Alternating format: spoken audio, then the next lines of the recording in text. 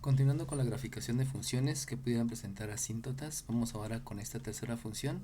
En esta tercera función, al igual que en las demás, lo primero que debemos de hacer, es escribirlo como nos enseñan en geometría analítica. Sabemos que la variable dependiente está en las ordenadas, por lo tanto en geometría analítica nos lo simbolizan con una letra Y, y esta que es una variable independiente nos la simbolizan con la letra X para estar expresando las abscisas. Entonces lo único que hacemos es escribir una Y que me representa las ordenadas y que voy a escribir la función como una abscisa al cubo menos un 6 multiplicado por la abscisa al cuadrado entre la abscisa. Acuérdense que una vez que ya lo expresé a la manera que lo vimos en geometría analítica, lo que yo necesito hacer es verificar si esto se parece a alguna de las formas que yo conozco referidas a la recta, la parábola, la circunferencia, etcétera. Pero volvemos a repetir, en ninguna de ellas tenemos un denominador. Como no existe un denominador, entonces procedemos a factorizar para verificar si con esa factorización logramos que ya se parezca precisamente a una forma de la recta, de la parábola, etcétera. Y para que se logre hacer eso, la factorización me va a permitir que posteriormente divida. Cuando yo observo el numerador, me doy cuenta que hay en los dos miembros hay un factor que va a ser un máximo común divisor, o sea, es un común divisor.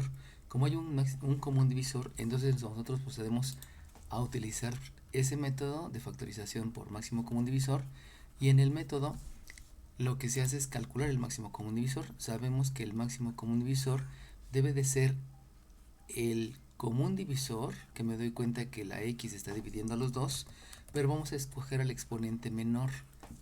A pesar que diga máximo común divisor, elegimos el exponente menor y entonces procedemos a hacer el cálculo del factor a través de una división, por lo cual divido la x cúbica entre la x cuadrada.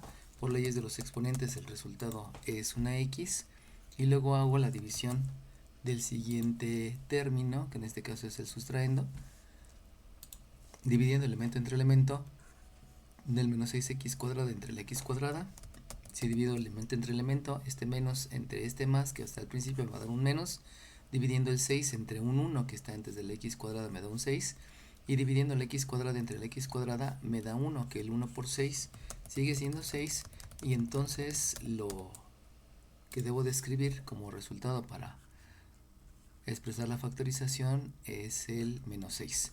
En el denominador, si se dan cuenta, no hay nada, por lo tanto sigue siendo x, y de ahí observo entonces que este factor y este factor se puede dividir.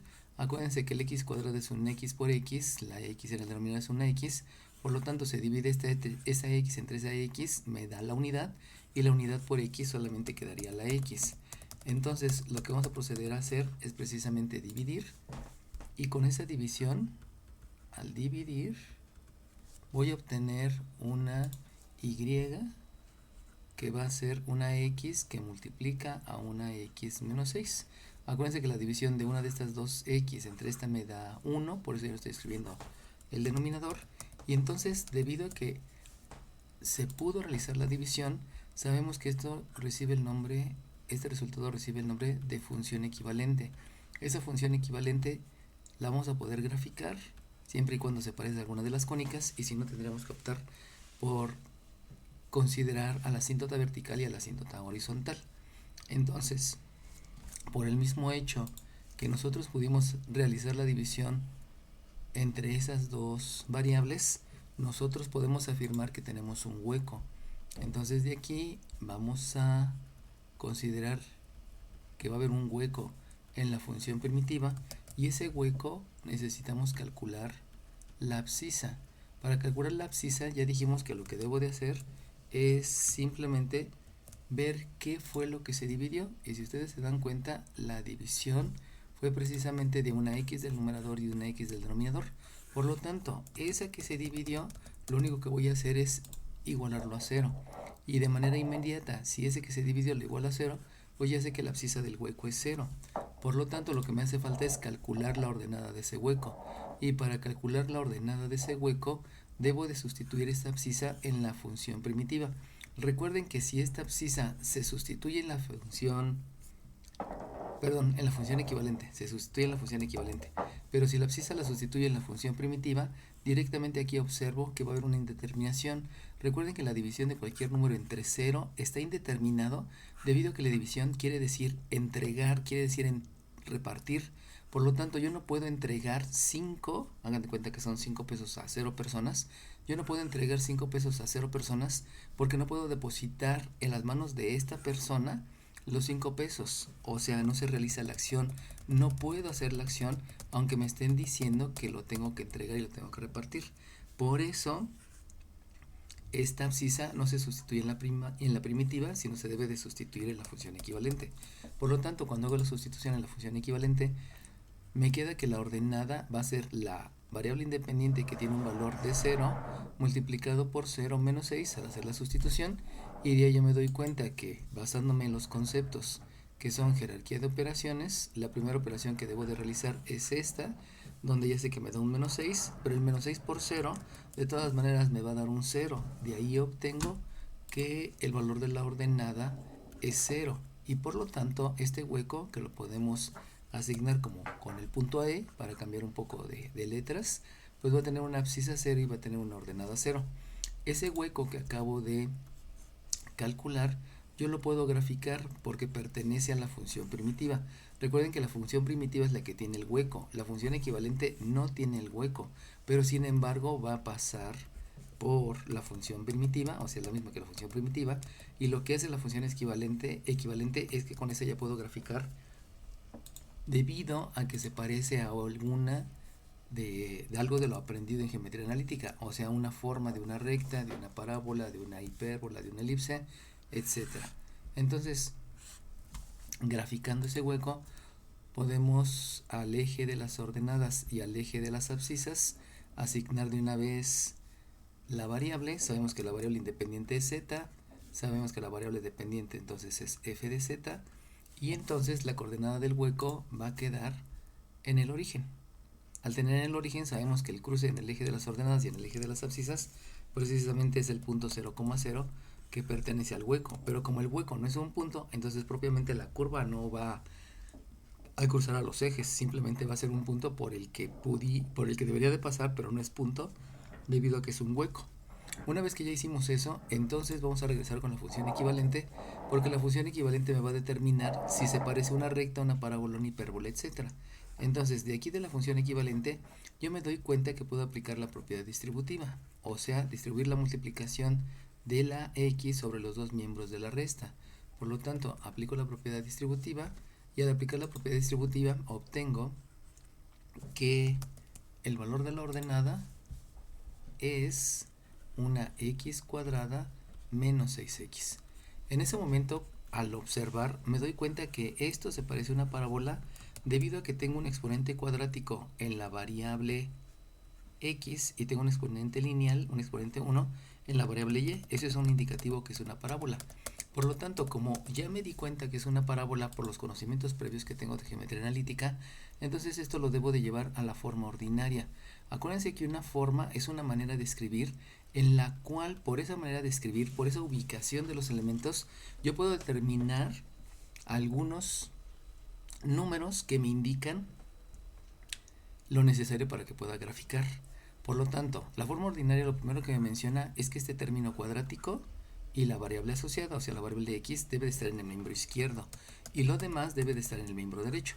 Por lo tanto, si ustedes se dan cuenta, lo único que hay que hacer es intercambiarlos, pero para intercambiarlos utilizamos un concepto que se denomina propiedad reflexiva. La propiedad reflexiva me permite escribirlo ya sea que la incógnita esté en el miembro izquierdo o que la incógnita esté en el miembro derecho. Como todo es igual a sí mismo, no importa en qué miembro se escriba, de todas maneras se sigue expresando la igualdad. Eso quiere decir que aquí puedo escribir una x cuadrada menos 6x y en el miembro derecho una y. De una vez, yo sé que esto debe de ser un binomio al cuadrado, pero para que sea un binomio al cuadrado necesito tener primeramente un trinomio cuadrado perfecto. Entonces lo que voy a hacer es completar el trinomio cuadrado perfecto.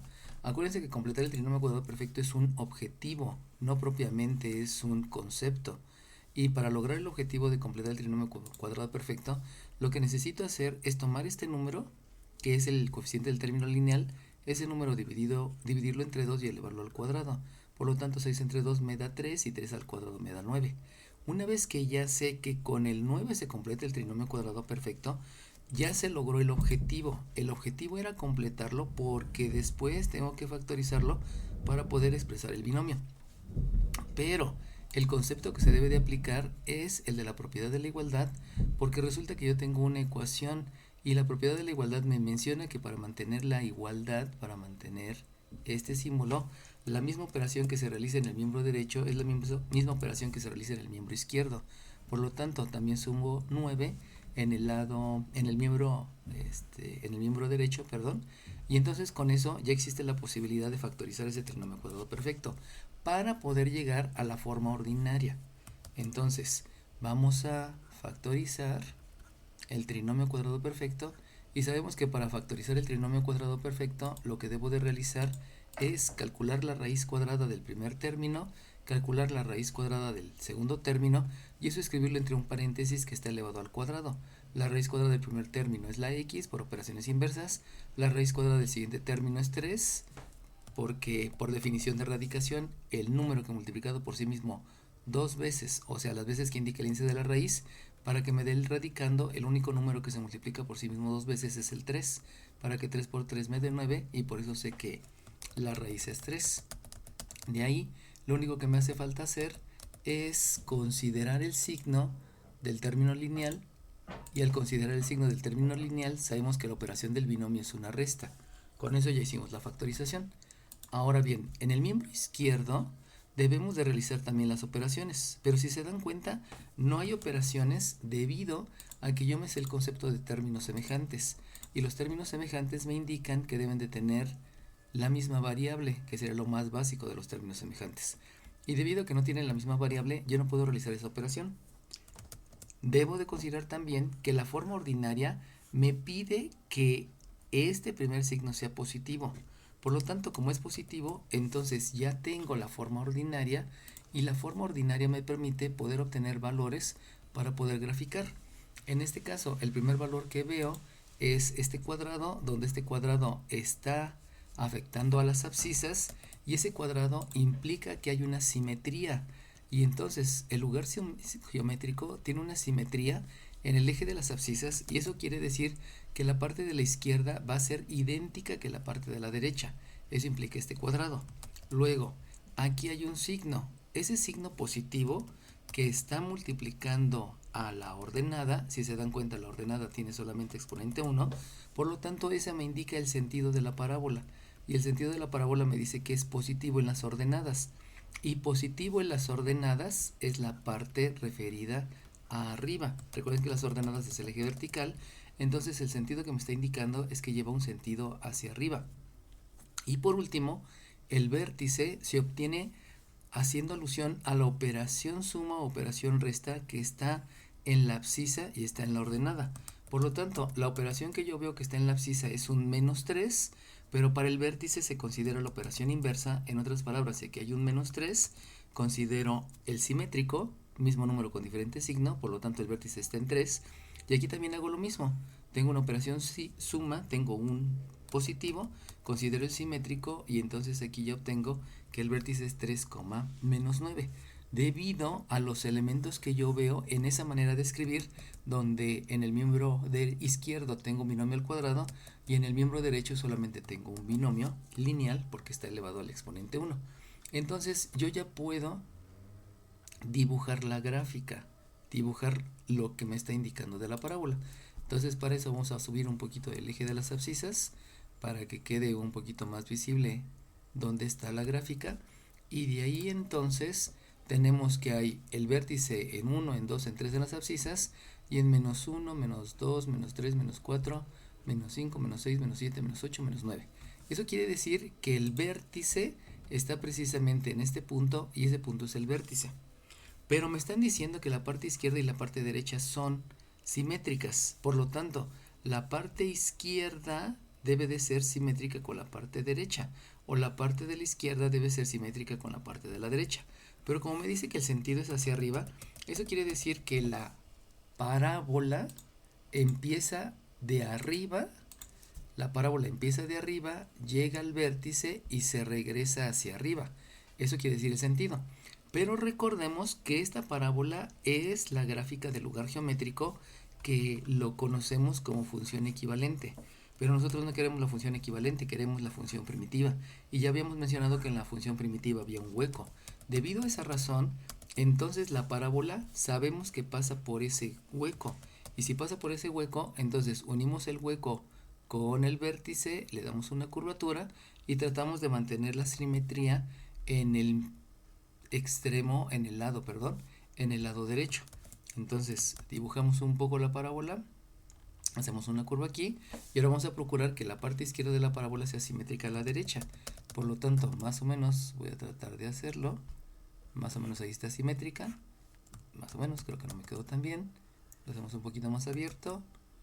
Y de ahí más o menos tendríamos la forma de la parábola, donde la parte de la izquierda con respecto a un eje de simetría es parecida a la parte de la derecha.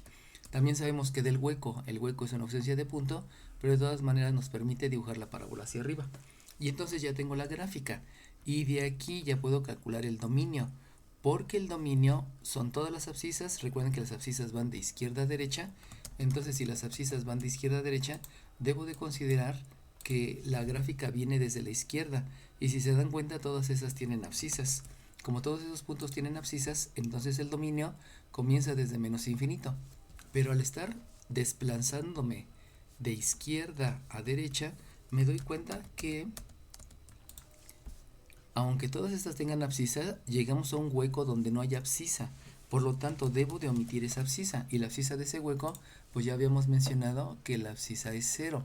Por lo tanto, sabemos que con ese símbolo estamos omitiendo la abscisa.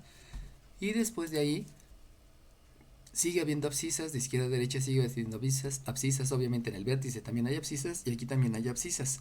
Ya sé que se va hacia arriba, pero las abscisas continúan hacia la derecha. Por lo tanto, el dominio es desde ese 0, que es la coordenada del hueco y que estamos omitiendo con esa simbología, hasta más infinito. Y de manera similar vamos a calcular el rango. Si yo calculo el rango, le voy a cambiar de color para que se note un poquito más.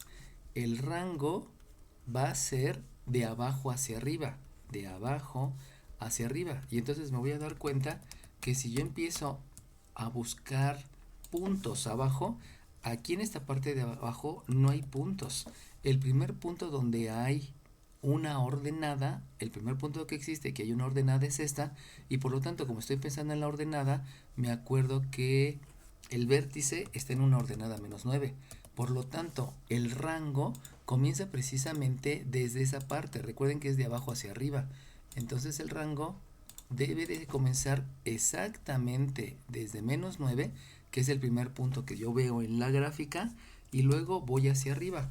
Me voy a desplazar hacia arriba de este lado, y si se dan cuenta no hay ninguna interrupción, o sea, hay muchos puntos, muchos puntos.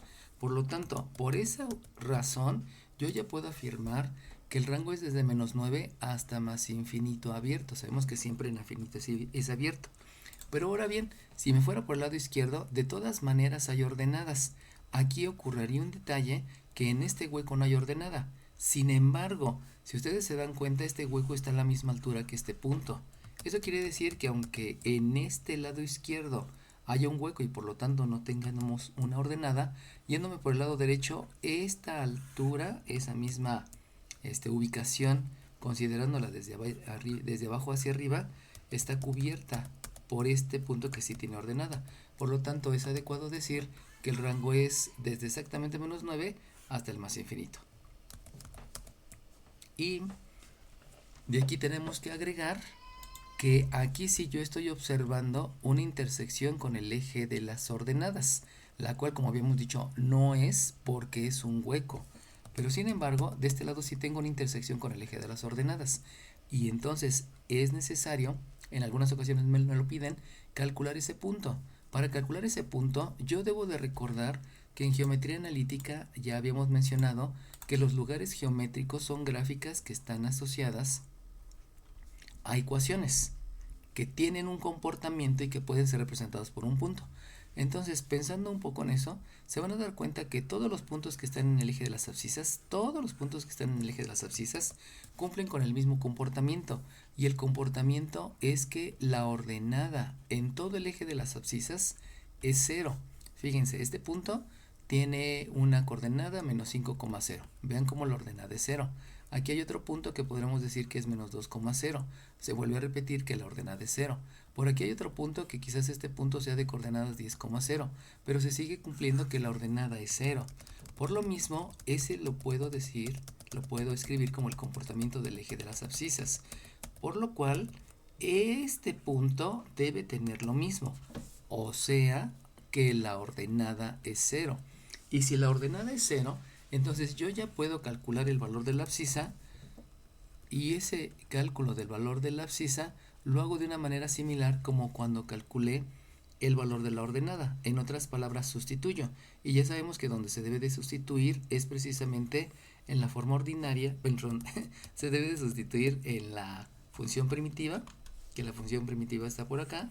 Entonces, si yo sustituyo en la función primitiva, me va a quedar que 0 es, recuerden, está aquí en la primitiva, 0 es una x que multiplica al x menos 6. Si ustedes observan, esto es una ecuación que ya está factorizada, y como ya está factorizada y está igualada a 0, entonces yo ya puedo aplicar el concepto de satisfacer la ecuación. Satisfacer la ecuación es sugerir valores, pensar en valores, calcular valores que al sustituirse en la variable permitan que la ecuación se cumpla. Por lo tanto, el valor que debo de sustituir en esa primera variable, que vamos a llamarle primer resultado, x1, resulta que es un valor de 0. ¿Por qué? Porque si sustituyo aquí el 0 y el 0 lo multiplico por todo lo demás, no importando que sea, pues resulta que yo obtengo el resultado que estaba esperando, que es igualado a 0. Y en este binomio lo que voy a hacer es utilizar el concepto de operación inversa. Si se dan cuenta que hay una operación que es menos 6, por lo tanto la operación inversa es una suma, y eso me lleva a que el segundo valor de la abscisa es un 6. En otras palabras, este 6, si lo sustituye en esta abscisa, me da un 6 menos 6 que me da 0, y 0 por lo demás se cumple la ecuación, y entonces ya tengo tanto el valor de la abscisa como el valor de la ordenada. Pero recuerden que estas abscisas me están representando puntos, por lo tanto debo de adecuarla y no decir que es x1 y que es x2, sino más bien pertenecen a puntos. Por lo cual, si ustedes recuerdan, habíamos mencionado que el hueco lo íbamos a mencionar con la letra E. Entonces, si ustedes se dan cuenta, ya tengo que el punto E dado por la parábola, pues tiene una abscisa que es 0 y tiene una ordenada, que también lo habíamos dicho desde aquí al principio, que es un 0. Entonces, este punto E me está representando el cruce con el eje de las abscisas. Sin embargo, si se dan cuenta, es un hueco, por lo tanto, la interpretación es que algebraicamente sí tengo un resultado, geométricamente, según la geometría analítica, tengo un resultado, pero la interpretación de la función, debido a que aquí tuve una división y que la marqué por aquí, debido a que aquí hay una división, entonces es un hueco, y por lo tanto la gráfica no está cruzando ni al eje de las ordenadas ni al eje de las abscisas. Sin embargo, esta abscisa, vamos a bautizarla como punto F, esa abscisa tiene una ordenada que es 0, y por lo tanto entonces puedo decir que esta es la abscisa del punto F. Este punto sí existe y precisamente es el que estamos ubicando aquí, ya inclusive lo podemos hacer con divisiones, y por lo tanto el cruce con el eje de las abscisas es precisamente esa coordenada, que es 6,0.